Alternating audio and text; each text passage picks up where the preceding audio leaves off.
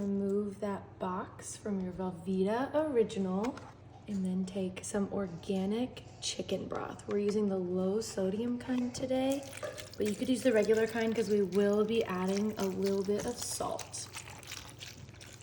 And I know putting raw pasta in a crock pot still seems weird to some people, but trust me, with all of this liquid that we're putting in here, it's gonna cook and be nice and creamy. And then I'm just taking some whole milk. You could also use 2%. I wouldn't go any less than 2% because then your mac and cheese would be not creamy enough. And we're looking for equal ratios of chicken broth to milk.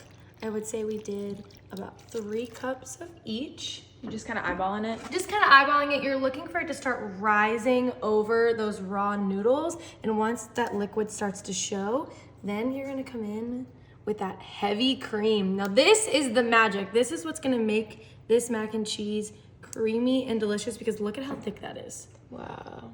So not only is that liquid from the heavy cream helping to cook the pasta, it's helping to make sure that pasta stays creamy and isn't too thick and sticky. This is gonna keep it from getting sticky. And then, you guys know me, more cheese, more better. So now I'm going in with some Mexican style blend.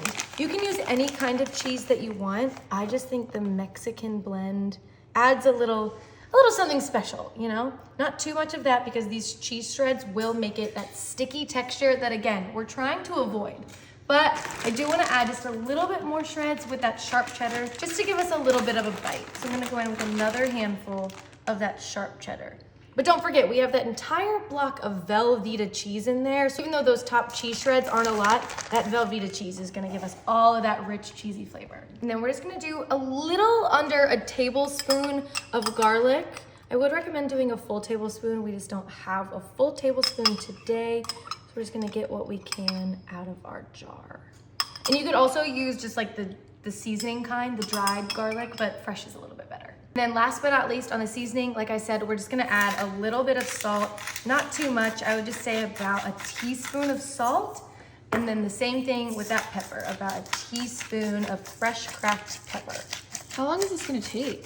In the crock pot, not long at all. So this is one of those perfect recipes to turn it on, head to work, come back, and it will be done. And I promise that slow roast of that cheese is so much better than anything you're gonna make on an ordinary stove. For sure.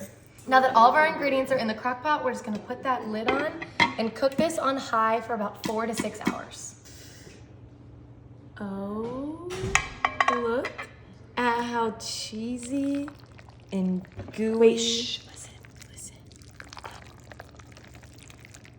That's what Cardi B was talking about.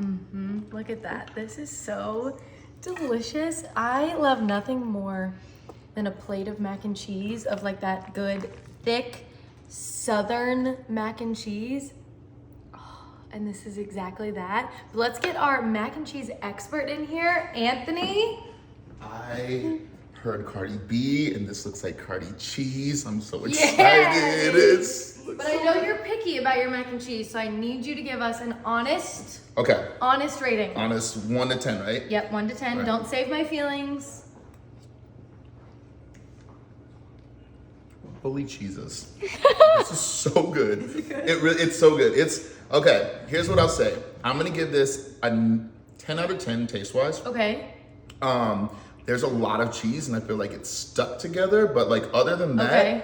I really don't care about something like that. That would be like somebody that's picky. When I checked it about 20 minutes ago, it was a lot creamier. I think I left it sitting in the crock pot a little too long and it got a little sticky. The flavor, everything though. So just So don't good. overcook it. Watch it for that creaminess and then take it out of the heat.